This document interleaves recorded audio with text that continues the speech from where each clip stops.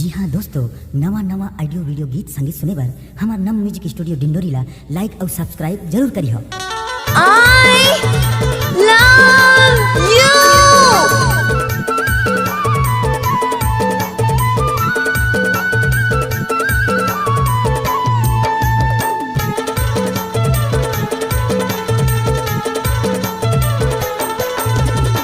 दस्ती पंजे दुयाना भैगे जमाना गा, अब आगे रुपया खजाना हो, अब आगे रुपया खजाना। दस्ती पंजे दुयाना भैगे जमाना गा, अब आगे रुपया खजाना हो, अब आगे रुपया खजाना। चिरान की चार जवानी भैगे जाए पैसा, पैसा देख करते गाना बासा हो, पैसा देख करते गाना बासा।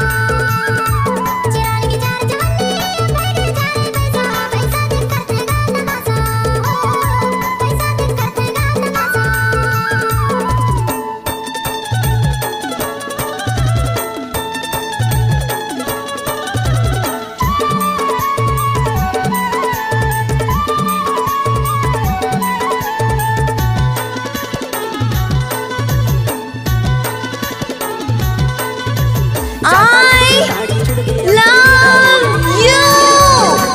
बैठे बैठे खाते कोरी कोरी, जाता छुड़ गए गाड़ी छुड़ गए और छुड़ गए घरोड़ी। घर के डौकी बैठे बैठे खाते कोरी कोरी, चिंता फिकर नहीं है काम हो बुता के का, अब आगे कई समझाना हो,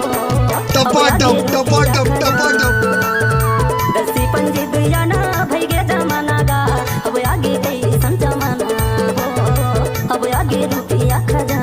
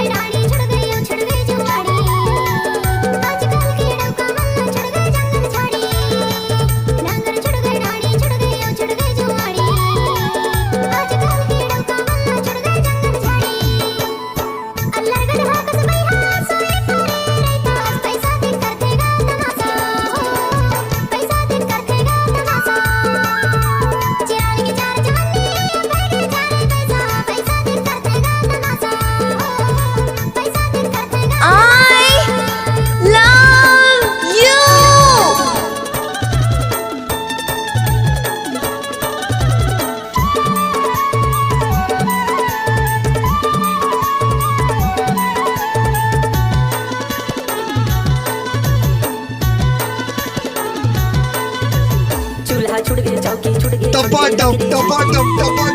गैस कुकर के आगे जमाना हमारे घर ली सीटी। चूल्हा छुड़ गए चौकी छुड़ गए लकड़ी सीटी, गैस कुकर के आगे जमाना हमारे घर ली सीटी। चिंता फिकर नहीं है काम हो बुता के गा, अब आगे कई समझाना हो, अब आगे कई समझाना।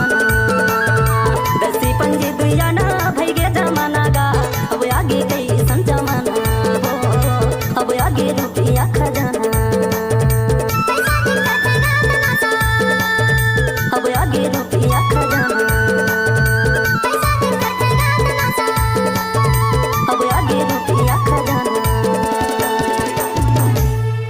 दिल की आवाज सुनने वाले अपनी आवाज से पहचान बनाना है तो चले आइए SMS म्यूजिक स्टूडियो डिंडोरी, जहां ऑडियो वीडियो की बेहतरीन रिकॉर्डिंग की जाती है। SMS स्टूडियो जिला डिंडोरी, मध्य प्रदेश। हमारा पता है अमरकंटक रोड, पुरानी बस्ती, डिंडोरी। Mobile number 7869537980। हमारा दूसरा नंबर 88397715।